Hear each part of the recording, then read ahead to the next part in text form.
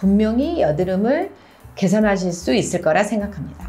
안녕하세요. 라리학서 유상희입니다. 오늘은 그 여드름에 대해서 좀 이야기를 해보려고 해요.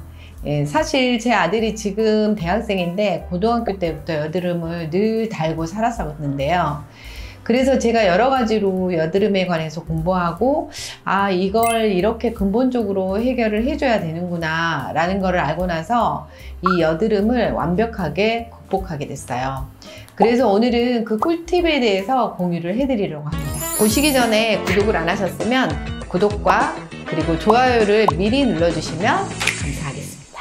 여드름에 대한 근본적인 해결책을 찾으려면 먼저 여드름의 원인을 아셔야 하는데요. 아주 쉽게 설명을 해드릴게요.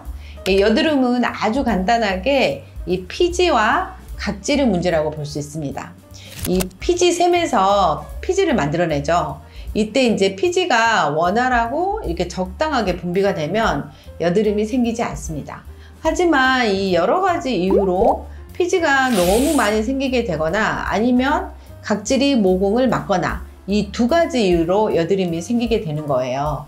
그럼 이제 생각해 볼 때 해결책도 의외로 간단할 수 있구나 이렇게 생각해 볼 수 있겠죠.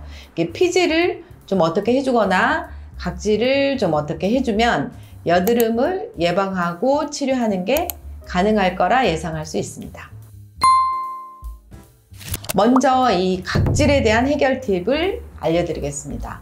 피디님, 이제 각질이 이렇게 올라왔어요. 그러면은 일단 어떻게 하고 싶어지죠? 각질 제거제 같은 거 써가지고 좀 없애는 방법을 하고 있어요. 없애고 싶죠. 네. 네. 그래서 이제 이렇게 뻑뻑 문질러서라도 없애고 싶거든요. 하지만 절대 그렇게 하시면 안 됩니다. 왜냐하면 이제 이미 여드름이 올라와서 이 피부가 스트레스를 너무 많이 받고 있는 상태인데 거기다가 이제 물리적으로 이게 문지른다거나 이렇게 되면 여드름이 오히려 더 이렇게 퍼지게 됩니다. 이때 이제 뭘 해야 될까요? 바로 세안제를 바꿔주는 겁니다. 제 아들이 이 여드름 치료를 시작하면서 맨 먼저 한 게 세안제를 바꾸는 거였는데요. 지금 혹시 쓰고 있는 세안제가 쓰고 나면 이 미끄덩거리는 이 약산성 세안제가 아닌지 한번 보셔야 돼요.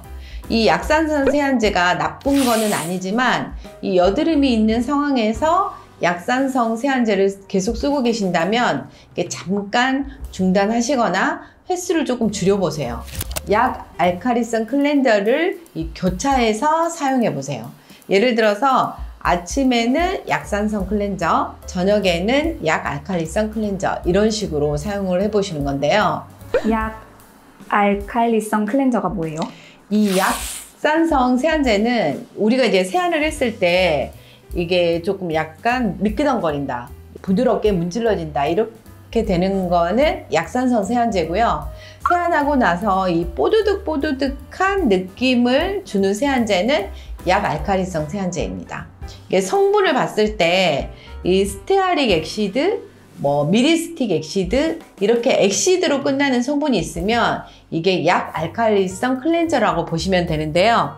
제가 이제 제 아들이 쓰고 있는 세안제를 가져와 봤거든요. 그래서 여기 이제 전성분을 보시게 되면 스테아릭 액시드, 미리스틱 액시드라고 끝나는 성분이 있죠. 그래서 이거는 약 알칼리성 세안제라고 보시면 됩니다. 이런 약 알칼리성 세안제를 꾸준히 쓰시게 되면 굳이 각질 제거를 따로 하실 필요가 없습니다.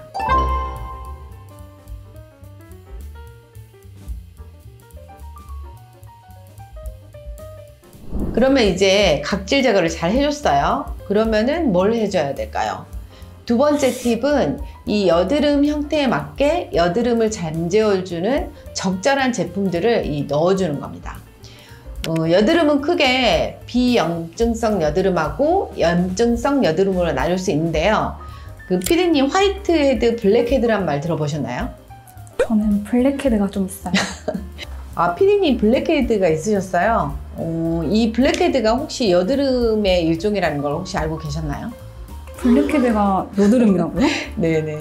이 블랙헤드는 이 피지가 공기에 노출이 돼서 이게 산화되는 거예요. 산화되면 까맣게 된다는 거라고 설명드렸었죠. 까맣게 된 거고, 화이트헤드는 피지가 산화는 안 됐어요, 아직. 그리고 이제 안 돼서 그냥 굳어 있는 상태, 이거를 화이트헤드라고 합니다. 피지가 막혀 있다라고 생각하시면 되고요. 그런데 여기다가 이제 여드름 세균으로 알려진 C. 아크네가 이 피지와 결합해요. 이 피지와 결합하면 유리 지방산이라는 것을 만드는데요. 이게 이제 모낭을 자극해서 염증을 유발하면 그게 염증성 여드름으로 발전하게 되는 겁니다. 따라서 약국에서 살 수 있는 여드름 연고도 이 비염증성 여드름에 쓸 수 있는 연고하고 염증성 여드름에 쓸 수 있는 연고로 나뉘게 되는데요.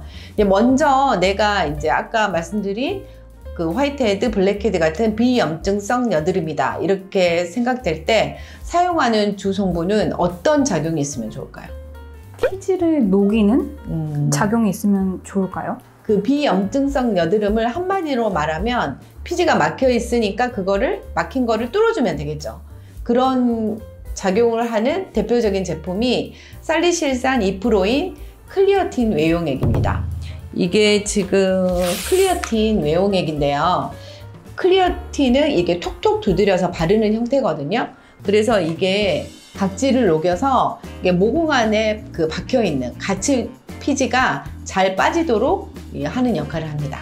이 살리실산 성분은 자극감이 있거든요. 그래서 이게 여드름이 있는 부위만 이 소량으로 하루에 한 번 톡톡 발라주시면 됩니다. 같은 성분으로 겔 타입의 이 에크린 겔도 나와 있습니다.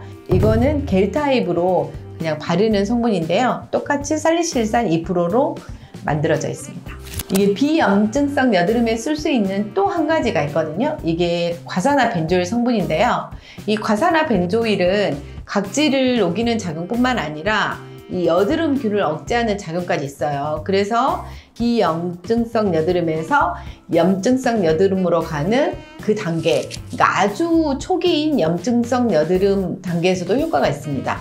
대표적인 제품으로 이 파티마 겔이 있습니다. 과산화 벤조일 성분도 자극성이 있어서 이 여드름이 있는 부위에만 국소적으로 하루에 한 번 발라주시는 게 좋습니다. 여드름이 빨갛게 올라와서 농이 차 있거나 낭종이 된 상태를 염증성 여드름이라고 말씀드렸었는데요. 혹시 피디님 이부브로펜이라고 아시나요? 진통제 아닌가요? 그렇죠. 먹는 진통제로 많이 알려져 있죠. 이 소염 진통제 성분으로 알려진 이부브로펜이 이부브로펜 피코놀 형태로 만들어져서 이게 이제 항염 작용이 있어요. 그래서 염증을 완화해주는 역할을 하는 거고요. 이 함께 들어있는 이소프로필 메칠페놀은 항균 작용을 해서 여드름균의 증식을 억제하게 됩니다. 이 에크논 크림이 대표적인 제품인데요. 일일 수에 사용해도 될 만큼 살리실산이나 이 과산화 벤조일 같은 각질 용해 성분 대비 이 자극감이 없거나 좀 덜하긴 합니다. 제 아들 경우엔 이 좁쌀 여드름인 부분에는 클리에틴 외용액을 그 시기를 이렇게 자칫 넘겨가지고 염증성 여드름으로 가기 직전에는 파티마겔을, 그리고 이제 염증성 여드름으로 아예 넘어갔어요. 그러면은 에크논겔을 발랐어요. 이 염증성 여드름이 너무 오래 지속되는 경우에는 어쩔 수 없이 이 피지 조절제, 먹는 피지 조절제거든요. 이소티돈을 처방받아 먹기도 했습니다. 이제 그러다가 이 아는 피부과 원장님이 이 여드름 연고 하나를 추천해 주셔서 쓰게 됐는데요. 성분이 좀 특이하고 그래서 처음에는 좀 반신반의하면서 쓰기 시작했거든요. 근데 이제 효과도 많이 보기도 했고 여러 가지 장점이 있어서 소개를 해드리려고 합니다. 이 타릴이라는 연고인데요. 기존에 쓰던 연고와는 달리 이 세 가지 특징이 있습니다. 첫 번째는 성분인데요. 타릴은 망고스틴 껍질 추출물, 백리향잎 추출물, 녹차 추출물, 오레가노 추출물, 성분의 대부분이 천연 추출물로 이루어져 있습니다. 그래서 어린이들이나 임산부들도 안심하고 쓸 수 있다는 장점이 있습니다. 두 번째, 아까 그 벤조일 페록사이드나 살리실릭 애시드, 그 다음에 항생제가 들어가 있는 연고들은 자극성이 있고 되게 이렇게 각질이 많이 일어나거든요. 근데 이런 성분이 전혀 들어가 있지 않습니다. 그래서 이제 타릴 연고를 바르시면 이게 각질이 전혀 일어나지가 않아요. 그리고 세 번째, 이게 이제 어떻게 보면 굉장히 중요한 포인트인데요. 다른 여드름 연고에서는 찾아볼 수 없는 여드름 예방 효과가 있다는 점입니다. 이 부분에 대해서는 잠시 후에 논문과 더불어 실제 체험 사례까지 곁들여 이야기해 드릴게요. 동남아시아가 원산지인 열대과일인 망고스틴은 항산화, 항종양, 항염증, 항알레르기, 항박테리아, 항진균제, 항바이러스 작용까지 있다고 알려져 있어요. 이런 망고스틴 추출물이 여드름 치료에 어떤 효과가 있는지 논문을 한번 살펴보겠습니다. 이 10명의 여드름이 있는 실험자 대상으로 실험자 각각 한쪽 볼에 한쪽은 1.2% 망고스틴 나노 입자계를 도포하고 다른 쪽 볼에는 순수계를 바르는 처치를 하루에 2번 28일 동안 실시를 했어요. 인플라메이토리 레진 카운트, 그러니까 이제 여드름 그 자국 그 개수를 말을 하는 거거든요. 그거를 아크네 시비러리티 인덱스, 여기 뭐 간단히 해서 ASI라고 여기 표시가 돼 있죠. 그거를 이제 그 측정을 해봤는데요. 이 비교 결과 1.2% 망고스틴 겔로 처리한 부분이 이 순수 겔만 사용한 부분에 비해서 그 현저히 감소된 결과를 보였습니다. 제가 앞서 타레를 세 번째 특징으로 여드름 연고에서는 드물게 여드름 예방 효과가 있다고 말씀드렸는데요. 실제 사례를 소개해 드릴게요. 이번에 이제 저희 조카가 수능을 봤는데 공부를 하면서 여드름으로 엄청 고생을 한 거예요. 그래서 제가 이 타레를 추천해서 효과를 봐서 이제 꾸준히 쓰고 있었는데, 다른 여드름 연고는 치료 도중에 안 쓰게 되면 이 여드름이 바로 다시 올라왔는데, 안 쓰는 일주일 동안에도 여드름이 안 올라왔다고 신기하다고 하더라고요. 지금은 여드름이 거의 다 치료가 됐는데도 예방을 위해서 꾸준히 바르고 있습니다. 이를 뒷받침하는 논문도 한번 살펴보겠습니다. 이 모낭의 망고스틴의 모공 내 잔존율을 확인한 실험인데요. 6명의 실험자를 대상으로 1.2% 망고스틴 나노 입자 겔 도포 후 첫날부터 7일째까지 잔존율을 측정했습니다. 이 잔존율은 망고스틴에서 발생되는 형광양으로 측정한 데이터인데요. 보시는 것처럼 첫날은 93.3%, 이틀 경과 후에는 59.2%, 7일 경과 후에도 38.3%가 잔존하는 것을 볼 수 있습니다. 사실 벤조일 포옥사이드나 에크논 크림 같은 여드름 연고는 예방 목적으로는 계속 사용할 수는 없거든요. 그래서 이제 바를 때만 가라앉고 안 바르면 다시 낙오를 이렇게 반복하는데, 타렐은 꾸준히 사용할 수 있는 천연 성분이라 사용하는 동안에 계속 모공에 이 성분이 잔존해서 피부에 영양을 공급하고 모낭한 피지를 대체해서 이 피부 환경을 깨끗하게 만들어주는 작용을 해서 여드름 예방 효과를 가져오게 되는 겁니다. 다음 타렐 연고 사용법입니다. 이게 진짜 중요한데요. 사실 이 방법을 지키지 않으면 전혀 효과가 없다고 해도 과언이 아닙니다. 타렐은 망고스틴이 이 모공에 잘 들어갈 수 있도록 캡슐화 되어 있거든요. 모공 안에 피지를 만나면 이 캡슐이 터지는 원리예요. 그런데 이제 이 타렐하고 화장품을 같이 발라버리게 되면 이 화장품 안에 지용성 성분을 먼저 만나요. 모공 안으로 들어가기도 전에. 그래서 다 터져버리거든요. 게다가 이제 타렐의 베이스가 이 정제수라서 이 발라보시게 되면 되게 당기거든요. 그래서 이제 타렐 크림을 바르고 바로 수분 크림을 바르고 싶어지기도 해요. 제가 이제 직접 발라봤는데, 하지만 이제 효과를 위해서는 5분이나 10분 정도만 꾹 참으시고 그 후에 수분 크림을 바르시면 됩니다. 그러니까 절대 이렇게 타렐 크림하고 화장품하고 같이 바르시면 절대 안 됩니다. 근데 이제 나는 진짜로 이 세안하자마자 이 수분 크림을 바르지 않으면 피부가 너무너무 당긴다 하시는 분들은 방법을 하나 더 알려드리자면요. 이 보습제를 먼저 발라요. 그 세안을 하시고 보습제를 먼저 바르고 나서 이 화농성인 부분만 이 순한 소독제를 바른 면봉으로 살짝 이렇게 닦아준 다음에 타렐 크림을 발라주시는 방법으로 하셔도 됩니다. 한 가지 더 말씀드리고 싶은 게, 이게 효과를 많이 보기 위해서 뭐 되게 두껍게 바르시는 경우도 있거든요. 절대 두껍게 바르실 필요가 없습니다. 다른 연고와는 다르게 이 모공에만 들어가면 되는 거기 때문에 오히려 이 얇게 펴 바르시는 게 흡수가 훨씬 더 잘 됩니다.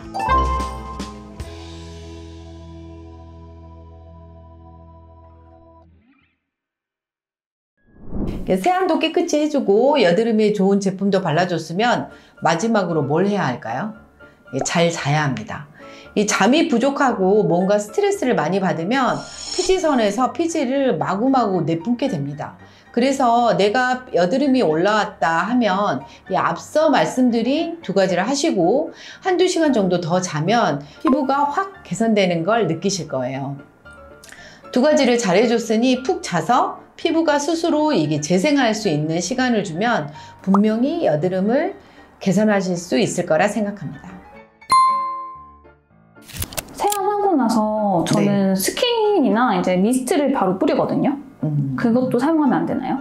네, 거기에도 이제 스킨이나 이런 수분크림에도 다 지용성 성분이 들어가 있을 수 있기 때문에 그러면 이제 그 지용성 성분하고 탈의 그 성분이 이렇게 만나버리면 이 캡슐이 미리 터져버리거든요. 아까도 설명드린 것처럼. 아무튼 중요한 거는 이게 이제 그 아무것도 안 바른 맨 얼굴에 탈의 크림을 바르는 게 중요하다는 거를 다시 한번 말씀드리고 싶고, 근데 나는 정말 세안하고는 아무것도 안 바른 상태에서는 진짜 절대 할 수 없다 이렇게 하시는 분들은 아까 제가 말씀드린 것처럼 전체적으로 이제 미스트나 수분크림 바르시고, 그리고 이제 부분적으로 면봉으로 좀 소독된 면봉으로 좀 닦아내시고 탈의 크림을 바르는 그 방법으로 해주시면 좋을 것 같습니다.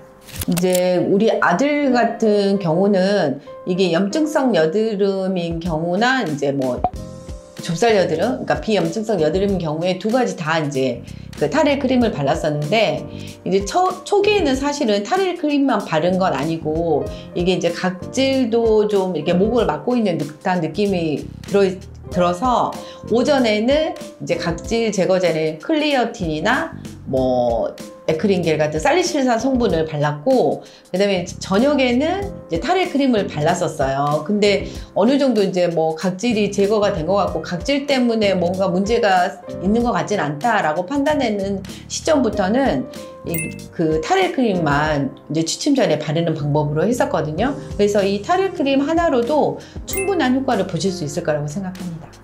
탈의는 처방전이 필요한 연고인가요? 탈의는 약국용 화장품으로 처방전 없이 약국에서 구입이 가능합니다. 개인적으로 좋아하는 여드름 연고인데 잘 알려지지 않은 제품이라 공유해드렸으니까요. 이 여드름으로 고생하시는 분들께 도움이 됐으면 합니다. 다른 컨텐츠보다 말씀드리고 싶은 게 많고 최대한 쉽게 설명드리려고 준비 시간도 많이 걸리고 그랬는데요. 이 영상으로 여드름을 꼭 해결하실 수 있었으면 좋겠고, 잘 해결이 됐고 도움이 되셨으면 좋아요, 구독 부탁드리겠습니다. 감사합니다.